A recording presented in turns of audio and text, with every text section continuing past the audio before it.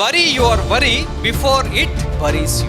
అనగా అర్థం ఏంటంటే, నీ చింతను నువ్వు సమాధి పెట్టకపోతే నీ చింతే నిన్ను సమాధి చేస్తుంది అన్న హావర్డ్ హ్యూస్ని మనం చూసాం. ఎంతో ధనికుడు, ఎంతో ఉన్నవాడు, తన జీవితంలో ఉన్నటువంటి ఆ యొక్క వేదన వలన, చింత వలన నిస్సహాయ స్థితిలో చనిపోయాడు. ఈ రోజున నీ జీవితంలో ఉన్న చింతను గనక నువ్వు సమాధి చేయకపోతే, నీ చింతను గనక నువ్వు పూడ్చిపెట్టకపోతే, నీ చింతే నీకు హాని కలుగు చేస్తుంది.